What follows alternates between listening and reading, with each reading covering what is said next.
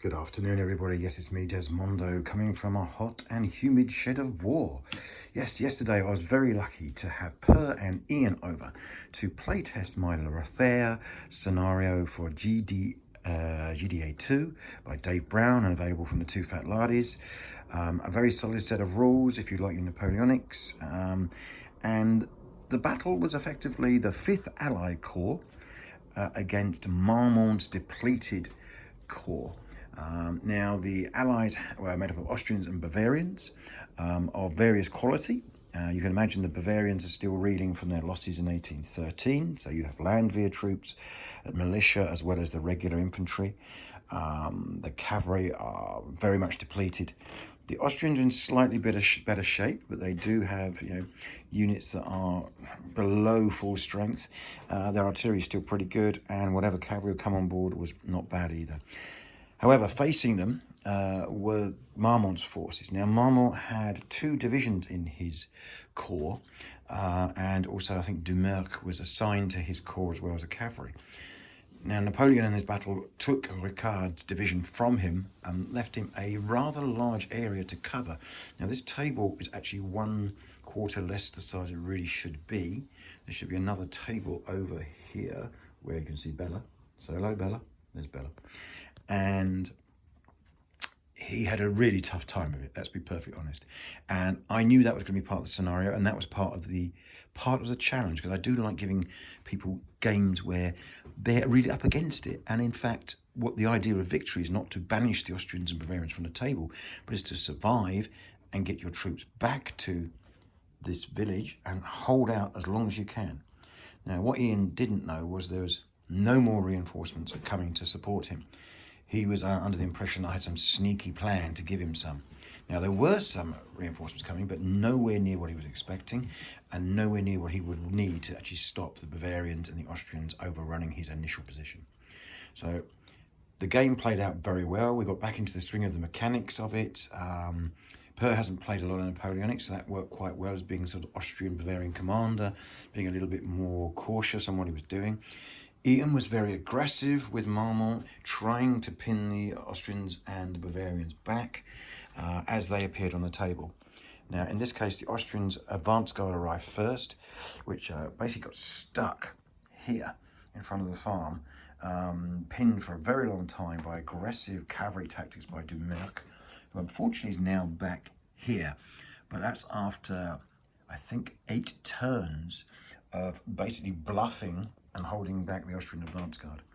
However, while that was going on, Iain had to pull 2 brigades he had. He had Joubert's brigade and Fournier's brigade, a total of 10 battalions of various quality, and he had to try and stop the advance of Splenny, who had, I hope I pronounced that right, who had Volkmann's brigade, which was made up of 8 regular infantry battalions who were in pretty good nick.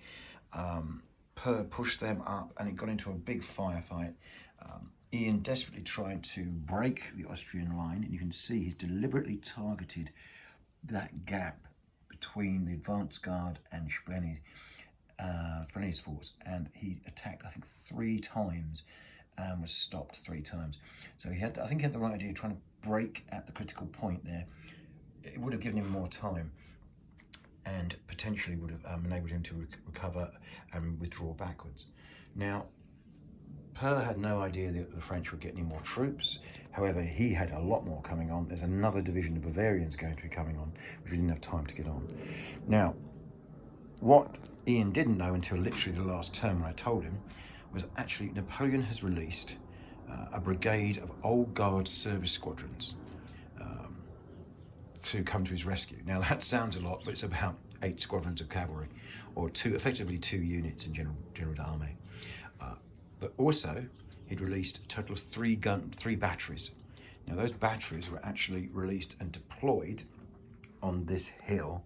2 batteries on this hill and 1 just in front of the village. So they would have appeared and sealed, or practically sealed, this flank from any aggressive attack. Now, the outlier here was that Napoleon also ordered Meunier's Young Guard division of 8 battalions to march to support Marmont and secure the flank. Now, in reality, circumstances went ahead of this, and Napoleon was forced to retreat from his position further to the, well, on this table it would be over there, and gave Marmont the orders to withdraw and save the rest of the Grand Army. So Meunier never actually got to the field of battle, and so would never have been deployed. However, in this game I had him as an optional, and I think it would have been really quite great if we could find if he would come on and how that would fare with those 8 battalions of Young Guard. So, cracking little game. Good to get Napoleon back on the table. I mean, as you know, I'm a great fan of it. I love getting all the different types of troops. I love putting these challenging scenarios. Now, I hope to play this a couple more times, and then I'm going to post it up. The map is pretty straightforward. The forces, yes, they are Austrians and Bavarians, and not everyone's going to have them, but you can substitute what you want. With the French, they're pretty well standard infantry, standard chasseurs and hussars. There's nothing fancy apart from the Old Guard, but who can resist putting on the Old Guard service squadrons in a game, eh? Yeah, so I hope this might inspire you to look at one of the 1814 or all of the 1814 battles, especially the early ones. They're very much brushed under the carpet in a lot of the histories you read. Everyone concentrates on the amazing campaign that Napoleon fought afterwards, which is a shame, really, because there's a lot of battles there which are very, very challenging from a wargaming point of view. The quality of the troops is very low. There's obviously, I suppose you wouldn't call it post-traumatic stress disorder, but a lot of the commanders on both sides, they have been fighting, especially the Russians, non-stop since 1812. The French too. So it has a lot of interest in showing how you try and fight with lower quality troops into difficult circumstances.